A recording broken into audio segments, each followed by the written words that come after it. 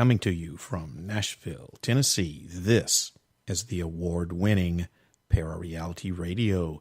Good evening, everybody, and thanks for tuning in.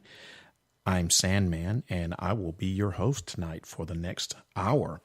Well, of course, as you know, it is the third Friday of the month, Friday, April 19th, 2019, and of course, that means that it's time for another episode of your favorite paranormal podcast, ParaReality Radio.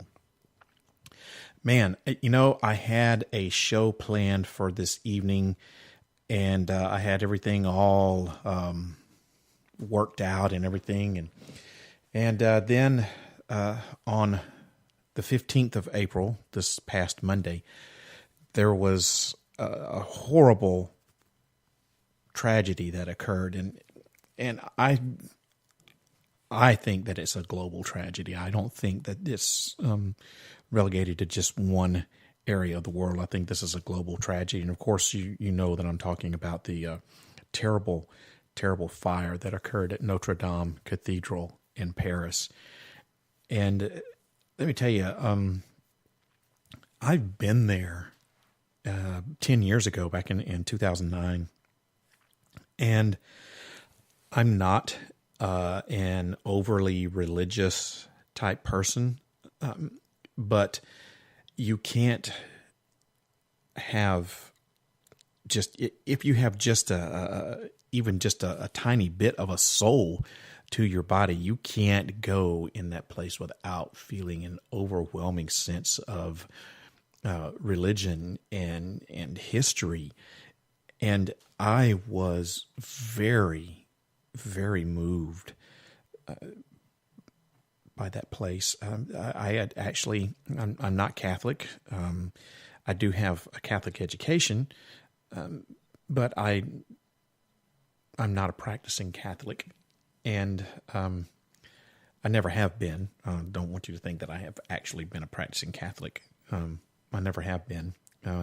But I attended Mass in Notre Dame Cathedral, and I don't think there's a lot of people in the world that can say that they've actually attended a Mass inside the great Notre Dame Cathedral. I went up and saw the bell in the bell tower. I didn't get to go all the way up to the top like I wanted to, but I got to see 3/4 of it and got some amazing pictures. I'm going to post those on the website on ParaReality.com so you guys can see some of my personal pictures from my trip that I took there. But anyway, I was very just sad at what happened with the fire, and it moved me greatly. And the show that I had in store for this evening, I scrapped the whole thing and decided to do a show on Notre Dame. And the reason that I am doing this is because pretty much immediately, even as the fires were still raging in this historic cathedral, there were conspiracy theories that were just abounding about the cause of the fire and what was actually going on. And that is what I wanted to focus on tonight's show, was conspiracy theories about the Notre Dame fire. But before I get into the show, let me, of course, tell you how you can get in touch with me, because as you know, there are several different ways you can go about doing that. First of all, you can send an email to me at sandman@parareality.com, or you can just go to my website, ParaReality.com, and you can find a contact form on the About Me page. You can also look me up on Facebook. If you'll just look for ParaReality Radio on Facebook. You can also follow me on Twitter. My handle on Twitter is at ParaRealRadio. That's ParaRealRadio. And also, you can still call the studio line at 615-692-1170. That number to call, once again, is 615-692-1170. And you can leave me a message. Just be aware that I may play your comment back on the show. just by simply leaving me a message is giving me permission to play your comment back on the show. If you don't want me to play your comment, your message, or if there's a certain part of it that you want me to leave out, please let me know before you leave the message, or even, hell, it doesn't matter. Just let me know somewhere in there that you don't want me to play this on the air, because if you don't, the chances that I will play it on the air are pretty high, almost like 100%. And you never know. I can also be in the studio working, and you just may catch me there, so you may actually get a chance to talk to me live as well. I am not in the studio tonight. I am actually in my home studio. I say it's my home studio. I'm really downstairs in my dining room. So, excuse me. I'm hoping that the sound quality isn't going to be too echoey, if that's a word, for this evening. We're just gonna, I'm gonna wing it. I did the show, like I said, kind of put it together at the last minute, and weather's kind of bad outside today, and I just didn't feel like getting out of the house and going into the ParaReality studio. So I decided, what the hell, I have this mobile studio, and I might as well use it. So I just set it up in my dining room at home, and that's where I'm doing the podcast from tonight. So hopefully everything is going to be working out okay as far as audio quality. So anyway, those are all the different ways you can get in touch with me here on ParaReality Radio. And just to run through them real quick, like again, you can email me, sandman@parareality.com. You can go to parareality.com and click on the About Me page and fill out the contact form. You can follow me on Twitter at ParaRealRadio. Find me on Facebook. Just do a Facebook search for ParaReality Radio on Facebook. Or you can call the studio line at 615-692-1170. That number to call, once again, is 615-692-1170. So those are all of the different ways that you can get in contact with me, Sandman, here on ParaReality Radio. And now that I've wasted the first 8.5 minutes of the episode telling you all about that stuff, let's get into why we are here this evening, which is talking about all of the, well, not all of them, but a lot of the conspiracy theories that surround the Notre Dame fire. When the fire at Notre Dame Cathedral in Paris began in the late afternoon on Monday, April the 15th, 2019, millions of people across the world just began to pour out sympathy for everyone in Paris. Sadness at the loss of this historic landmark, and inevitably holiday photos and vacation photos that people took while they were visiting the iconic building started popping up all over social media and on websites. But among the sympathetic message posted about Notre Dame Cathedral came, unfortunately, another type of post. And yes, I'm talking about conspiracy theories, fake news, misinformation about what caused the fire. Now, as with most major tragedies in the last decade, misinformation about Notre Dame began to spread pretty much immediately. Some of it even as the fire was raging on, but within a matter of hours, conspiracy theories were all over the internet. False claims surrounding the fire have found a home on such websites like 4chan, Twitter, unfortunately, Reddit, and InfoWars. There are posts like, man arrested after gas tanks found near cathedral. Suspect was on French terror watch list. And another one that says, suspicious-looking man spotted atop Notre Dame chapel as roof is ablaze. There's another one that says, Macron has probably set fire to Notre Dame to try and make the yellow vest look bad. And Macron, of course, is the president of France. And now these are typical of the messages that have been posted since Monday.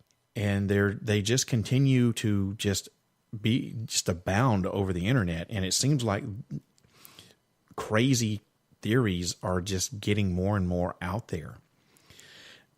Notorious sites known for being the sources of fake news, like the Canadian website called The Rebel, some of these places, like The Rebel, have begun crowdfunding trips to Paris to, quote-unquote, investigate links between the Notre Dame fire and potential terrorist plots. Now, while many of these stories are being pushed by anonymous users and online accounts, some have originated among verified Twitter users, journalists, ex-politicos, and social commentators. Of course, we can't talk about stuff like this without bringing up InfoWars, the far-right conspiracy website that's run by Alex Jones. InfoWars published a story based on a tweet from a guy named Christopher J. Hale, claiming that the fire was deliberately set. Now, this tweet has since been deleted by Christopher Hale, and this guy describes himself as a contributor to Time and Fox News.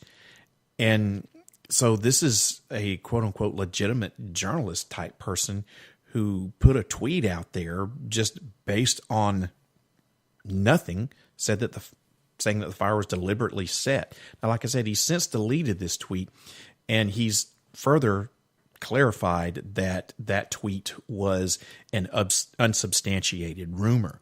So I don't know where he was getting his info from, if he just made it up. InfoWars is notorious for just making up whatever the hell they want to, and I hate that there is a popular website like that, as well as, Alex Jones he's popular. He's got a popular internet show. He's got a popular radio show. His website gets millions of visitors a month. I just hate that there's that type of person who is known to just make up stuff. I'm all about, having a show about conspiracy theories and stuff like that, but you can't go around saying things that he says, like about Sandy Hook and stuff like the cathedral fire at Notre Dame, and just without having any kind of substantiated something, just pulling shit out of your ass, literally. I just don't understand that. Now, there's a writer that works for InfoWars. His name is Paul Joseph Watson. He tweeted a video that appears to show people with Arabic-sounding names reacting with smiley faces to a Facebook post about the fire. Now, while Mr. Watson presented this as evidence of those people, quote-unquote, celebrating the fire, I need to point out that it's impossible to know why people chose a specific emoji, or for that matter, the religion of the people reacting to a Facebook video. So you can't just see something on Facebook and just automatically assume that you know what the intent is, unless that person is specifically saying, my intent is to celebrate this fire, down to the white people or America or whatever. You can't just, and people do it all the time. I suppose that I'm guilty of it myself, but you can't just automatically read a post on Facebook and just immediately be 100% for sure of what the intent behind that was. That's one of the downsides of the way that we communicate today, is miscommunication, because it's hard to, you can't read inflection. You can't hear the tone of someone's voice, and you can't see someone, how they're speaking in their body language when they communicate to you via text or Facebook or an online blog post of something like that. Now, even though not all users commenting on the Notre Dame fire are sharing unverified claims, the seeds of doubt are being sown here. One user posted on Reddit, quote, "Does anybody find it suspicious that Notre Dame had been cleared of tourists the day before the fire?" Another person on 4chan, wrote, the whole thing is starting to sink. And I think he probably meant stink, but he spelled it S-I-N-K. So, there was construction going on, obviously. As you could tell, if you didn't know, you could look at all the scaffolding and tell there was construction going on. So, no, there's not any suspicious reason to think that they had cleared out tourists the day before, because they were doing construction on the dang thing. So maybe it was what they were doing was posing a danger. So that doesn't ring suspicious to me whatsoever. Now, beyond misinformation, there's also unfortunately been racist narratives and ironic posts about minority groups committing arson. And these things have spread across the internet like wildfire. No pun intended there. Posts that claim the Jews did it are particularly becoming popular online. And there's one on 4chan that says, and I quote, "Ladies and gentlemen, the Jews did it. It's so obvious. Absolute pleasure from a Christian church burning. Oh yes, give me some of those shekels." And Muslims are also being targeted in these baseless claims. I mean, the right-wing trolls across social media are starting to take, this opportunity to target Muslims and blame them for starting the fire. These false claims that they were engaging with Facebook posts about the fire with the smiley face reacts, and that they were posting with quote unquote gleeful joy that this iconic Christian building was burning down and basically being destroyed right before the eyes of the entire world. And one person, I believe this was on Facebook, actually bought into this story and said that the Muslims were going to pay in blood. So there are people who are already starting to believe this stuff and reacting to these false claims. And this is helping to spread not only the seeds of doubt about what really happened in the fire, but it's also helping to spread the seeds of hate. And we already have enough hate in this world. We don't need any help hating one another. If we need help with anything, is help loving one another and being kinder to each other. But I'm not here to talk about how we should treat each other. I'm going to get off topic if I start doing that. I want to talk about, these false conspiracy theory claims. Now, I mentioned at the top of the broadcast the yellow vest, and someone had said that Macron, the French president, was doing something about was doing this deliberately because of the yellow vests. So what are the yellow vests? Well, the yellow vest protest movement in France is going on right now with all of this, and what it is a it's a movement. It's a populist grassroots political movement for economic justice. And this has been going on since November of last year. So I'm not going to get into everything about the yellow vest. Just know that it is a movement. That some people call it the yellow jackets.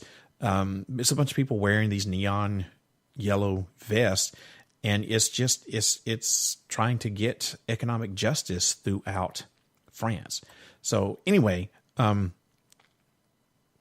the finger being pointed at the yellow vest movement is there as well, and even Pope Francis, Michelle Obama, and Prime Minister Theresa May can't escape suspicion from this. And it's all about something like Brexit or pedophilia or something else in between all this stuff. So anybody who can come up with any type of crazy, out from nowhere conspiracy theory is posting it online. Now, how you can take a fire at Notre Dame Cathedral and connect it to pedophilia, I don't know. It has something to do with, all of the pedophiles that are running rampant in the Catholic Church and all the cover-ups that's been going on and all this other sorts of stuff. Once again, it's just people reaching. I scoured through a lot of places on the internet that I don't normally go, like Reddit and 4chan and stuff, to do research for this topic. And the stuff that's being posted on Reddit is just it's amazing. All these threads. There was a Reddit comment that said, and I'm quoting here, Notre Dame fire was an inside job by Macron's administration to gain support by promising to rebuild it. That's the head. That's the title of this thread. And it goes on to say, and I'm quoting again, as others have said, the fire was started in 2 separate locations, which is already suspicious. Macron is also as Catholic as Bernie is Jewish. So only Catholic by name, and likely doesn't personally care about the monument. Through all these riots, he needed to take people's eyes off the gas prices and get people united over a tragedy. So it goes on to say, also, every news outlet is reporting that the scaffolding caused the fire, which is absolutely insane considering it's just metal bars screwed together. Nothing there would cause a fire or is even flammable. The whole thing smells BS. Now, I grew up around some construction stuff. When I was a kid, my grandfather was a brick mason, and he was the best brick mason in the small little southern town in southeast Alabama that I grew up in. And anybody that was building a home back then and building it from brick wanted to have my grandfather and his crew lay the brick for their home. And he not only bricked houses, but he laid driveways with brick and walkways with brick. He built brick fireplaces. Anything with a brick that could be done, he did. And as you can imagine, when you are bricking a home, especially one that is more than one story, you're going to have scaffolding there. And scaffolding, if you don't know what it is a metal skeleton that you can use to, not like a ladder, but you can use you build it up, and you can make it as long as you need to, and you can walk back and forth across it like a bridge. And one of the things that they use for the walkways on scaffolding is wooden planks. So the fact that this person is saying that a scaffolding is nothing but metal bars screwed together has no real basis in fact, because that person doesn't know what scaffolding is. Now, with modern scaffolding, yes, there can be some metal, or probably more likely some strong aluminum taking place. However, you can't rule out the possibility that some, if not all of the flooring, the decking for the scaffolding was made of wood or had wood components to it. So wood is flammable. So you can't say unless you have 100% concrete proof, video or pictorial evidence, that the scaffolding was nothing more than metal bars. That person speaking knows nothing about scaffolding and what it's constructed of. They're just talking out of their ass and saying that the whole thing smells like BS. But really, does it? Is it plausible that some of that scaffolding had wood decking on it? Absolutely. Social media users with big followings promoted the conspiracy theories, with some attempting to blame racial or religious minorities for the outbreak of the fire. We've already talked about stuff like that. One strategy appears to be the use of an old and unrelated article that was written about Catholic churches being desecrated in France to insinuate that the Notre Dame fire was an intentional act. Other online accounts posted an erroneous 2016 article about gas tanks and quote-unquote Arabic documents being uncovered near the cathedral. Old news has nothing to do with the fire that occurred 4 days ago on Monday. Big social media companies appear to be struggling to contain the spread of this misinformation, all of these conspiracy theories that are flying around out there. A YouTube feature designed to combat misinformation even got it wrong. It linked the fire at Notre Dame, at the Notre Dame Cathedral, to the September 11th, 2001 terrorist attacks. Of course, YouTube blamed this mix-up on its algorithms, and that's probably exactly what happened. But when you are looking at a fire, a live fire, or a video on YouTube of the Notre Dame Cathedral burning, and you see links going across the crawler down there that has to do with the September 11, 2001 terrorist attacks, you can't help but to say, oh, this is going to, what the hell is this? This, gives the spark of a conspiracy.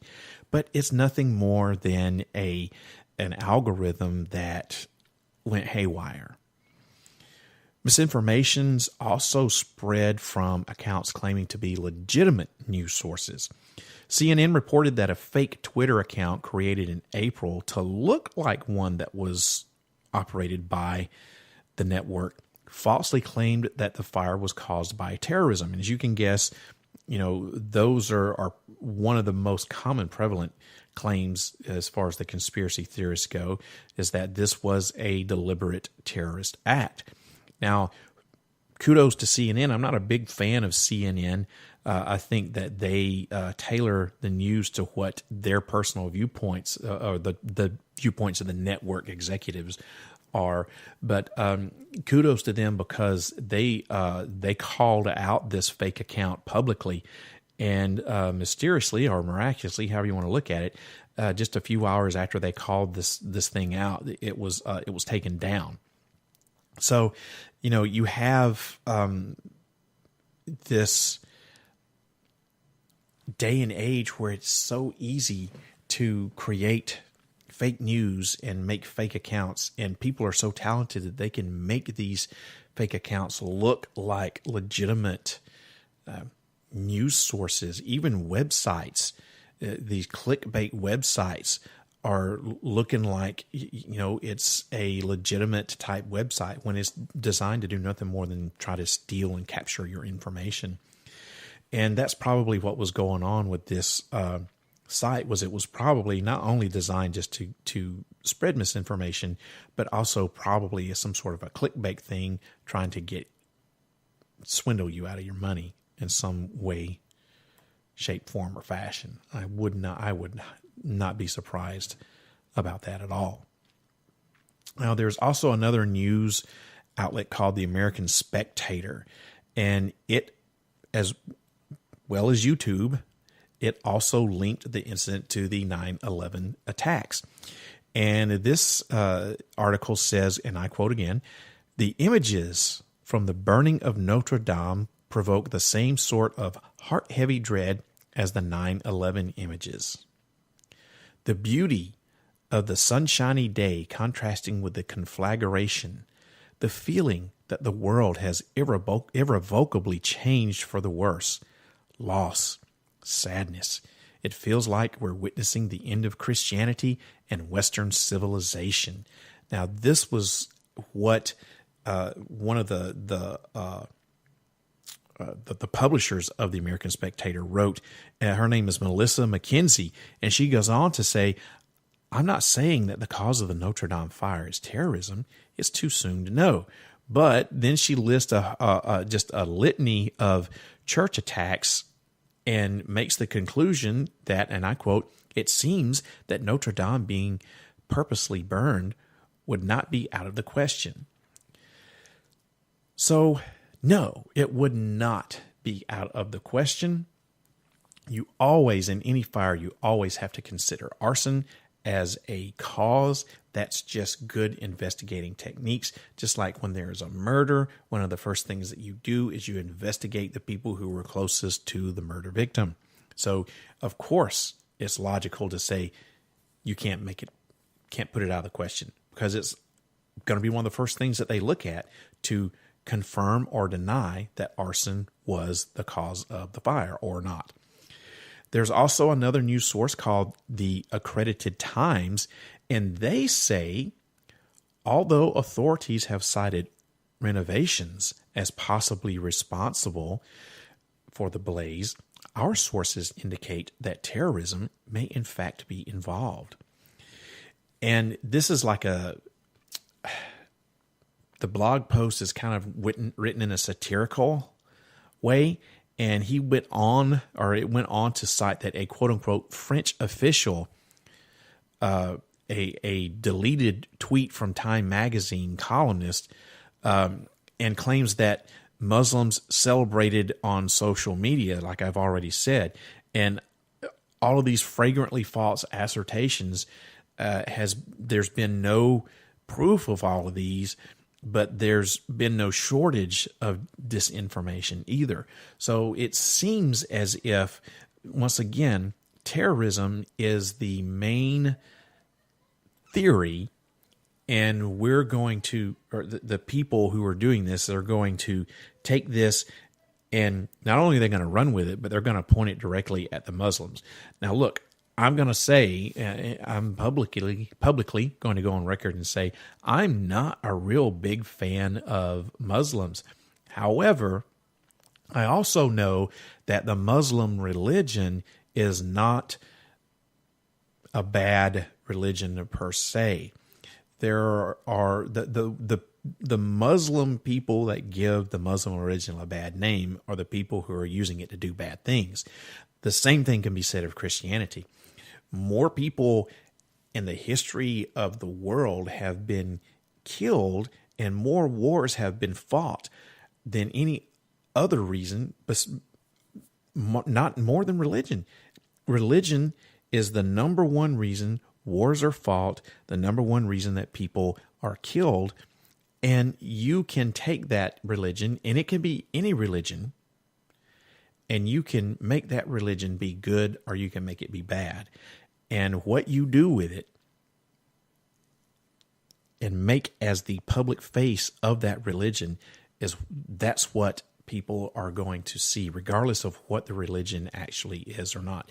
Just like the Wiccan religion gets a bad rap because people associate that, for whatever reason, they associate, witches with Satan and stuff. And that's just not true. It's a very, I've done shows. I did like a 3-part episode on the Wiccan religion many, many years ago. And I did a lot of study and research for that. And the Wiccan religion is a very earth-based, natural religion. But yet it gets a bad public rap, just like Muslims get a bad rap on their religion because of the militant people who are killing people and committing all these acts of terrorism in the name of the Muslim religion, when that's not really what all the religion is about. So I digress once again. Let's talk about more reputable news agencies like Fox and the Washington Times. Now, these reputable agencies ruled out terrorism and arson for now, according to both of the news outlets. But there's a guy named Dennis Prager who works for this website called townhall.com, and he wanted to make sure that we all knew the real reason Notre Dame burned, at least representationally. And he says the symbolism of the burning of Notre Dame Cathedral, the most renowned building in Western civilization, the iconic symbol of Western Christendom, is hard to miss. It is as if God himself wanted to warn us in the most unmistakable way that Western Christianity is burning, and with it, Western civilization. So now you have people such as this Dennis Prager guy who wants to take his own personal views of Christianity and make that the reason why Notre Dame burned. Even if there's no smoking gun, it seems to be that very little bit of evidence that there's just a fire itself just seems to be enough for Prager. And he goes on to say, I don't know if a worker accident or a radical Muslim set fire to Notre Dame Cathedral, as they have scores of other churches around Europe. In terms of what the fire represented, it doesn't much matter. What matters is the omen. Europe is burning, just as Notre Dame was. So, of course, it matters to him what is going on with Notre Dame. Of course, he wants to make it represent the collapsing of Western civilization. He wants it to represent the collapsing of Christendom, Western Christendom, as he puts it, because he has a personal agenda, which is he doesn't like Western civilization. He doesn't like Christendom. He's going to use this fire as a way to say, look, see, I'm right. This pushing my agenda is doing it for me. And there's no real basis in fact for these claims. He's just taking what's going on and molding it to fit his own personal views and push his own personal agenda. Now, look, scores of white supremacists over the years, I mean, more than I know, have burned churches down across the United States.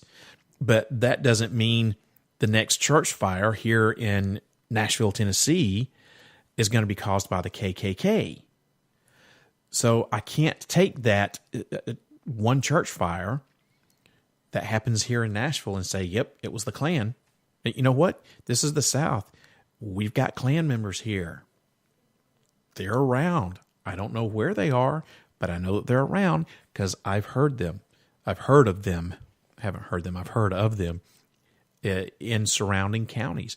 They've had rallies in surrounding counties over the last several years. It's made the news, so I know the Klan is here.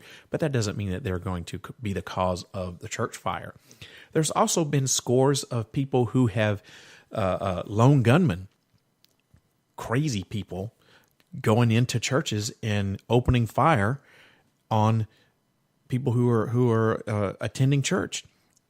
That doesn't mean that these people are terrorists. It doesn't mean that it's the Klan that's doing it. All it means is somebody who's obviously unstable went into an area where there is a mass gathering of people who were probably going to be unarmed and couldn't fight back, and used a weapon and shot and killed people. It's a cowardly act. And I don't think that you can take that and say, oh, this is going to be the cause of the next event that happens at the church. It's just like you can't take terrorism and make it fit to every bad thing that happens at such a public event like the burning of the Notre Dame Cathedral. Because of the September 11, 2001 attacks on such a public national landmark like the World Trade Center, now anything that happens at a public landmark like that, especially one that has the reputation and is as old and is as iconic as the Notre Dame Cathedral, every time something happens, everybody's going to immediately start pointing the finger at terrorism when there can be just a very, very simple explanation for what happened. Look, the cause of the fire remains under investigation. But officials say it probably began as an accident during the restoration work. I mean, let's take the most simple answer, and that's probably what's going on, right? Officials have ruled out arson as well as possible terror-related motives, but that unfortunately doesn't stop misinformation and hoaxes from circling around on the internet and on social media. What we know about the Notre Dame fire at this point is still limited. And the fire has only been abated just a couple of days ago, and it's going to likely take a long time until we have a clearer picture of what happened. However, we can say unequivocally that any claims around arson, foul play, or racist plots, or terrorism are baseless and unverified, at least at this point. But as long as the internet provides a climate for conspiracy theories to flourish, these false stories will continue to take hold. And my whole reason for doing this podcast this evening was to try to make you understand that what's going on out there with all of these crazy conspiracy theories is nothing more than just false news, people trying to take this global tragedy and make it fit whatever their own personal agenda is, or whatever the agenda is for whatever group they belong to. So please don't fall victim to the conspiracy theory black hole here that seems to try to be sucking everybody into it with this Notre Dame Cathedral fire. Probably, like I said, the simplest solution is going to be it was an accidental fire caused by the reconstruction. It could have been a construction worker was smoking a cigarette and threw the cigarette down and it caught wood on fire that's thousands of years old or hundreds of years old. You know, it could have been something simple as that. But we're not to the point to where we know that yet. We're not to the point to where we can even begin to figure that out.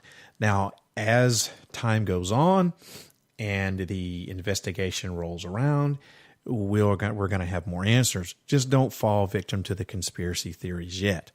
And one of the other things that I didn't touch on at all, and I want to do so before this podcast winds down because I've got just a little over 15 minutes here, was the fact that you couldn't see hardly any firefighters at the blaze. Now, what we were seeing was just the images that the news media wanted to show us, which are, of course, going to be the most sensational images that they can find. There were firemen there. I think they said the last report that I got was that there were over like 400 firemen there. It's just not something that we got to see on TV. There were some images of some dudes on ladders spraying water, into the heart of the fire, trying to put it out. So there is evidence that there were firefighters there, but you're going to have people say that, there were none there, or if there were some there, there was just a handful or something like that. Why weren't the firemen there? Blah, blah, blah. We didn't see it. We weren't there. I bet you can ask anyone who was standing across the street from this thing or down the road from this thing. I bet you can ask them and they'll tell you that there was a shit ton of firemen there. One of the firefighters even got seriously injured. I don't know what the injuries are. Oh, there's a creepy clock. I just know I always have a creepy clock in the background. Have you noticed that? So anyway, as always, I digress again. As there were firefighters there. One of them got seriously injured. And conspiracy theorists don't want you to know this. They don't want this information made public because it undermines their conspiracy theory. So that's really about all that I'm going to say about the conspiracies on Notre Dame Cathedral. Now, if next week or next month or any time during the future, we have something that comes to light that proves that one of these conspiracy theories were right, I'll be the first one to say, hey, I was wrong. And, I'll even do a show on it. I'll publicly apologize to whoever I need to apologize to. But I don't think that we're going to find that that's going to be the case. So I'd like to know what you think about the fire at Notre Dame Cathedral. Do you have a conspiracy theory that you think is legitimate? Let me know. Email me, sandman@ParaReality.com, or call the studio line, 615-692-1170, and let me know what you think is going on. If you have a conspiracy theory, or if you have proof that one of this conspiracy theories that I talked about is true, I would like to hear from you. If you agree with me and you think that there is no conspiracy, that it was just a tragic accident, and you want to talk about it, email me, sandman@ParaReality.com. Call the studio line, 692-1170, 615 area code, 615-692-1170. Call, leave me a message, let me know what you personally think about the cathedral, the Notre Dame Cathedral fire. Now, I still have a few minutes left in the show, so I want to end on this note. And I want to talk a little bit more about my trip there in 2009. As I said at the top of this podcast, in 2009, I had the privilege of going over to London, and Paris for about 10 days, I believe it was. And I got to see and do a lot of things. I still have more that I want to see and do over there. But one of the things that was high on my bucket list was to actually go to the Notre Dame Cathedral. And I had no preconceived anything about what this cathedral was going to look like, what I was going to experience, the way it was going to make me feel. I had seen, of course, pictures of it, online. I'd seen, stuff about it in the movies and everything, but that doesn't do it justice. That does not prepare you for what it's really like to see the Notre Dame Cathedral up close and in person. And it is awe-inspiring. It's so beautiful. The architecture is amazing. And when you walk in this place, it had these big, beautiful wooden doors, and you open up these doors, and the minute that you step into this cathedral, you are absolutely going to be overwhelmed with a sense of religion and history and probably a dozen other emotions that you can't put your finger on. Now, as I said, I am not overly religious. As a matter of fact, I'm not religious at all. I guess you could say that I'm more agnostic. I'm not atheist. But anyway, regardless of what your religious viewpoint is, if you have just a little bitty scrap of a soul in your body, you can't help but to feel the presence of God in that cathedral. And I felt it. And I was moved to the point of tears. And my girlfriend that was with me at the time, who is now my beautiful wife, the second that we stepped in that cathedral, she immediately began to cry. That it affected her that much. And she's the same way as I am. She's not an overly religious person. We had the opportunity that there was a mass going on, and it just amazed me that they're conducting mass while all these tourists are in this church. But it's so massive that it really didn't affect the mass at all. But we had the opportunity to attend a mass. Now, once again, as I've said, I'm not Catholic. I do have a Catholic education. I have a 2-year Catholic education. I got one of my associate degrees from Aquinas College here in Nashville, Tennessee, which is a small private Catholic school. And so I know just from having a Catholic education, I know some about the Catholic religion. I have been raised around some people who were Catholic. I've attended Mass and stuff like that before. So I knew a little bit, but they're not speaking English there. So we were a little lost for what was being said, but we still got to attend this Mass in this church. And even though we didn't know what was going on because we couldn't understand it, it was still something that was very moving to me. They have all these places where you can light a candle for your loved ones and say a prayer, and the architecture and the artwork and the stained glass, all of this beautiful stuff that's centuries old, that's gone forever, that we'll never get to see again, is the loss of that stuff is just tragic. It is truly a global tragedy that the Notre Dame Cathedral burned. And even though we still have the outer walls, all the concrete structure is still there, the stuff that was at the heart of it is gone. And we'll never, ever get that back. And that is so freaking sad that it's been protected from stuff for all of these years. It survived all of these wars and revolutions and tragedy, and it takes something as simple as whatever started this fire.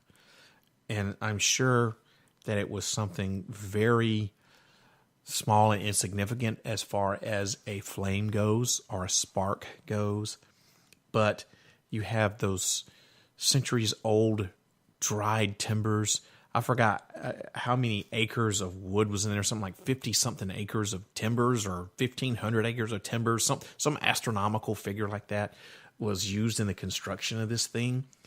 And God, how long has it been since that's had any moisture, right? I mean, it's just dry wood and just waiting for a spark or a flame or something to kick it off. It's sad and tragic. And I'm glad that I got to go. I'm glad I got to experience it. I'm glad I got to attend that Mass. I'm glad I got to see what I got to see. And as I said, I'm going to take some time. It might not be tonight, but sometime over the weekend, I'm going to upload some of my personal pictures. Excuse me. I'm going to upload some of my personal pictures from my 2009 trip to Notre Dame and put them on the website so you can, go there and just see some of the things that I got to see. They don't particularly like for you to take pictures in there. And to be honest with you, I probably shouldn't have been doing it. I felt, a little guilty, but you can't go in that place and not take pictures, and it's just, oh God, it was so amazing and so beautiful. And my heart goes out to not only the Catholic community and not only the people in Paris, but my heart goes out to everybody in the whole entire world. My heart goes out to Notre Dame Cathedral and those who built that gorgeous, gorgeous place.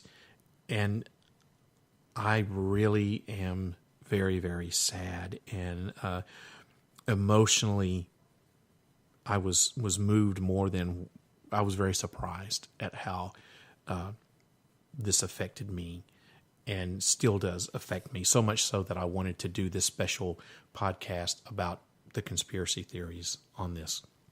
So I got 5 minutes left. That about winds the show down, and let me end by saying this. Don't believe the hype. Don't fall victim to that conspiracy theory black hole that all these people are wanting to suck you down into. And I know that's kind of counterintuitive or kind of strange coming from a podcast such as this on someone who basically makes his living off of conspiracy theories and weird stuff like that. But I'm telling you, don't fall victim to the conspiracy theorists. Not yet, anyways. Wait until we have more information. Think with your heart and your mind, and don't let these people drag you down. And with that being said, I am done. I'm off my soapbox.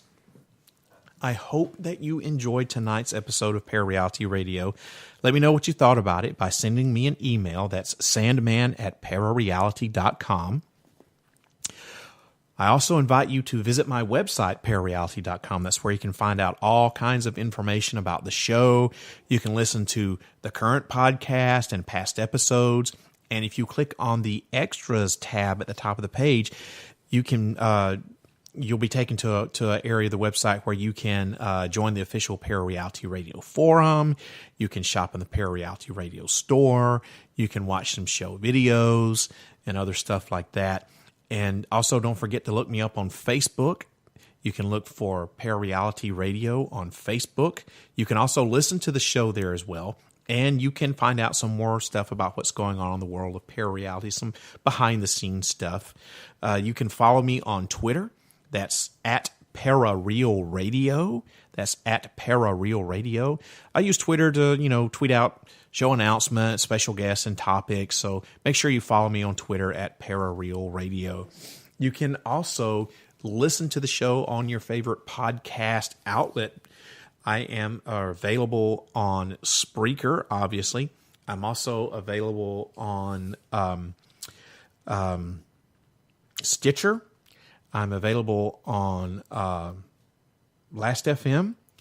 And I am also working on getting on iHeartRadio. I mistakenly, on the last episode, I said I was available on iHeartRadio. That hasn't worked out yet like I thought it had. So I'm still working on trying to get on iHeartRadio. And I'm still working on iTunes, but I am on Google Podcast. If you have Alexa, you can activate any one of those apps on your Alexa device. You can activate Spreaker, Google Podcast, Stitcher, and you can say, Alexa, play ParaReality Radio podcast, and hopefully she'll do it if it works out right, like it should. So those are all the different ways that you can hear your favorite paranormal podcast, ParaReality Radio. And I am so super excited that I'm available on all of these outlets. And hopefully, keep your fingers crossed, iHeartRadio and iTunes will be coming here really, really soon. Just keep your fingers crossed for that. The next episode of ParaReality Radio will be on Friday, May the 3rd, 2019. And that's going to be at 8 o'clock p.m. Central Time. So that's when I'm going to return. And you can now hear the show on the first and third Fridays of every month. And I'm also pleased to announce that on the second and fourth Fridays of every month, I am doing a very short video podcast called News of the Strange that's going to be available on YouTube. If you'll look for me on YouTube, that's ParaReality 1. That's the number 1 after ParaReality there on YouTube. Or you can just go to ParaReality.com and go click on the Extras tab, and you can find it on the video page there on the website.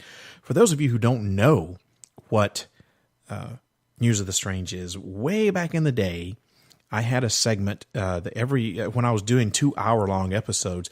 The last half hour of every show was called News of the Strange, where I did a news story I had at least one paranormal news story, and then I would have 2, maybe 3 other short little news segments about some weird stuff that had happened in the world, and I would give my commentary about all of that. And it was always a very popular segment of the show. And I'm always trying to change things up and make things different. So I have eventually got away from doing News of the Strange. And I've had so many people ask me over the last, since I came back and started doing podcasting on Spreakers in 2012, I've had so many people who or long-term fans of the show ask, are you going to bring back News of the Strange? And I just kind of never have done it. And, well, I decided that now would be a good time. But instead of doing it on the show, I decided that I would do a video podcast, so to speak. So you can find News of the Strange on the second and fourth Fridays of every month on YouTube, and that's at ParaReality 1 on YouTube, or you just go to www.parareality.com, click on the Extras tab, and you'll be taken to the show video page where you can see News of the Strange. As I said, ParaReality Radio will return on Friday, May the 3rd, 2019, and that's going to be 8 o'clock p.m. Central Time, so make sure you tune in, and find out. I hope that this radio program opens your mind up to new ways of thinking, expands your consciousness, and produces a change in the way you see the world. If you wish to change, you must lift the veil of ignorance that has been cast over your eyes. Only then will you see the true power of the universe. Good night, everyone. I hope that you have a wonderful weekend, and I will see you again on Friday, May the 3rd, 2019. Good night, everybody. If you wish to change, you must first lift the veil of ignorance that has been cast over your eyes. Only then will you see the true power of the universe.